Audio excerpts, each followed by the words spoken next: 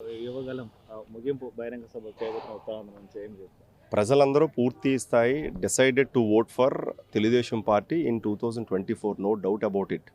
ఎప్పుడైనా మంచి విలువ ఎప్పుడు తెలుస్తుందంటే చెడు ఉన్నప్పుడు మాత్రమే.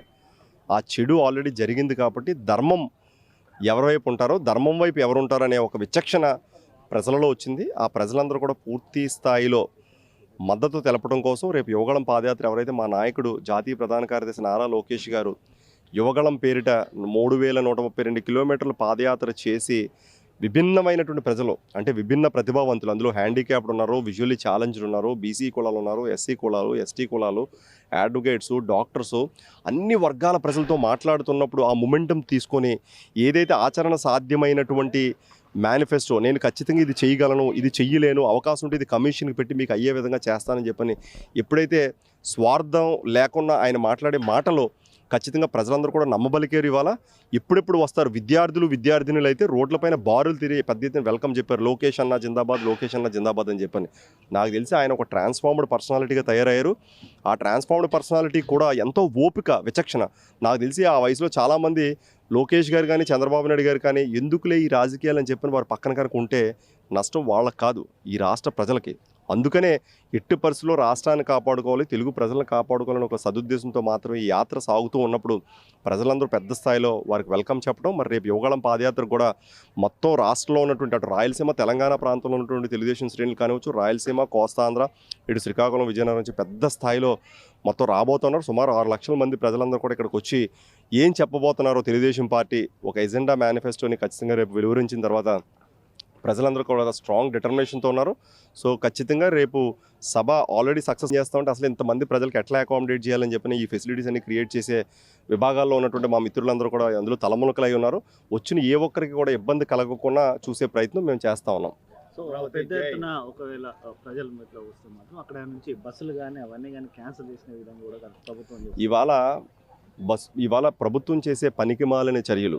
నీకు దమ్ముంటే నీ సభలో సమావేశాలు పెట్టుకో. గతంలో జగన్మోహన్ రెడ్డి గారు పాదయాత్ర పెట్టినప్పుడు సుమారు 500 మంది ఎస్కాట్స్ ప్రభుత్వం నుంచి ఇచ్చి మళ్ళీ ఏ జిల్లాకి ఆ మండలానికి పోలీస్ స్టేషన్ అలర్ట్ చేసి ఆయనకి పాదయాత్ర జరుగుతున్నప్పుడు ఇచ్చారు. ఇవాళ మా యోగాలంలో పనిచేసినటువంటి వాలంటీర్స్ అందరూ కూడా ₹1,00,000, ₹2,00,000, ₹50,000 జీతాల్లో పనిచేస్తున్నటువంటి వ్యక్తులందరూ కూడా వాలంటీర్స్గా పనిచేసి లోకేష్ గారిని కాపాడుకొని ఈ 3132 కిలోమీటర్లు ట్రావెల్ చేశారు వీళ్ళంతా కూడా.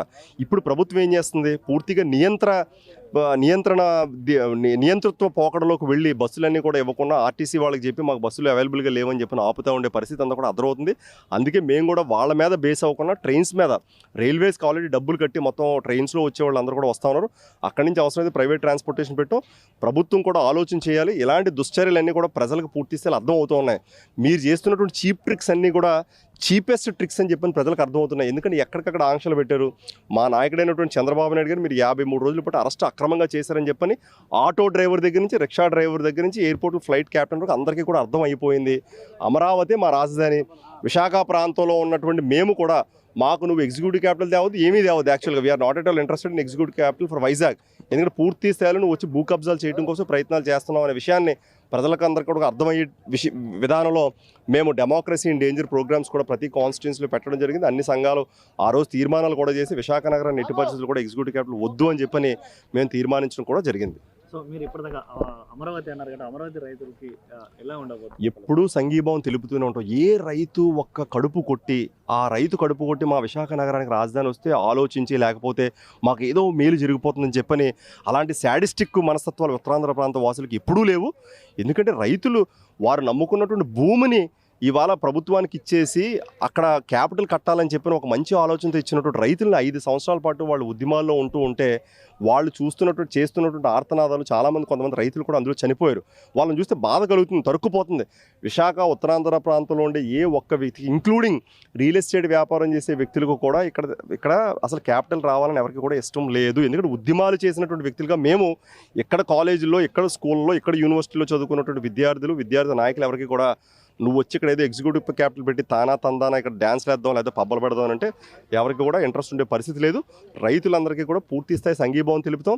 రేపు బాబు గారు కనుక మేనిఫెస్టోలో 100% రైతులకు కనుక వారు ఏదైనా చెప్తే ఉత్తరాంధ్ర ప్రాంత వాసులందరూ కూడా పెద్ద స్థాయిలో మద్దతు ఇవ్వడానికి సిద్ధంగా ఉన్నారు. జై అమరావతి. మీరు ఫైనల్గా ఏపీ ప్రజలకు ఏం చెప్పదలుచుకున్నారు? సార్, నేను ఇంతకుముందు చెప్పాను, ఒక మంచి విలువ ఎప్పుడు తెలుస్తుందంటే చెడు వచ్చినప్పుడు మాత్రమే. 2019లో జగన్మోహన్ రెడ్డి గారు ఏదో చేస్తారనే ఒక ఉద్దేశంతో రాజశేఖర రెడ్డి కొడుకుగా ఒక అవకాశం ఇచ్చారు. ఈ 4.5 సంవత్సరాల్లో విధ్వంసం, డిస్ట్రక్షన్, స్టార్టింగ్ ఫ్రమ్ ప్రజావేదిక దగ్గర నుంచి ఇక్కడ గీతం యూనివర్సిటీ గోడ కట్టిన దగ్గర నుంచి ప్రభుత్వ స్థలాలు కబ్జాలు, ఋషికొండను కూడా బోడుగుండు చేసేసి ఎయిర్పోర్ట్కి వెళ్ళే దారంతా కూడా పూర్తి స్థాయిలో కబ్జాలు చేసి పోలీసుల వలయంలో ఇవాళ ఉత్తరాంధ్ర ప్రాంత ప్రజలందరూ కూడా బిక్కుమని బ్రతుకుతున్నారు. సాయంత్రం 6:30-7 గంటలు దాటిన తర్వాత ప్రజలందరూ కూడా బయటకు వచ్చి మాట్లాడాలన్నా కూడా పోలీసుల చట్టంలో జగన్మోహన్ రెడ్డి ఎట్టి పరిస్థితుల్లో మనం ఇదంతా కూడా కబంధ హస్తాల్లో మనం చేజిక్కించుకుందాం. వేల ఎకరాల భూమిని కూడా ఇవాళ దోచుకుంటున్నటువంటి జగన్మోహన్ రెడ్డి గారు ఖచ్చితంగా ప్రజలందరూ కూడా పూర్తి స్థాయిలో వ్యతిరేకించాల్సిన అవసరం ఉంది. యువకులు ముందుకు రావాలి.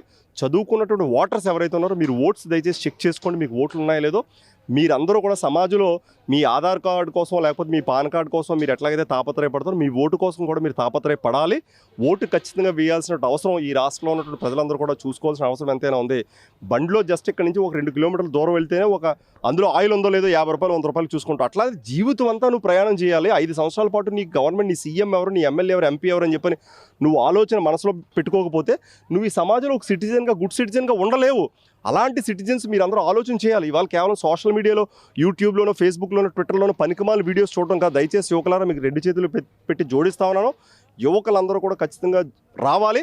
లోకేష్ గారి అభిమానులందరూ కూడా ఇవాళ రావాలి. పవన్ కళ్యాణ్ గారి అభిమానులందరూ కూడా రావాలి. చంద్రబాబు నాయుడు గారి అభిమానులందరూ కూడా డిసైడెడ్లో ఉన్నారు. ఎందుకంటే మేమందరూ 40 ఏళ్ళ నుంచి పూర్తి స్థాయిలో వాళ్ళందరూ ఓట్లన్నీ చేసుకుంటారు. కాబట్టి యువగలం కోసం తాపత్రయ ప్రతి ఒక్క వ్యక్తి కూడా ఖచ్చితంగా ఓట్లు ఎన్రోల్ చేసుకుని వారందరూ కూడా ఓట్లు వేయడానికి రావాలి. అపార్ట్మెంట్స్లో ఉండేటువంటి వ్యక్తులు ఎలక్షన్స్ రోజు మీరు ఇవాళ సెలవు కాబట్టి సెలవు మూడ్లో ఉండటం కాదు, వాళ్ళందరూ దిగి ఓట్లు వేయడానికి రావాలని చెప్పి నేను అభ్యర్థిస్తా ఉన్నాను.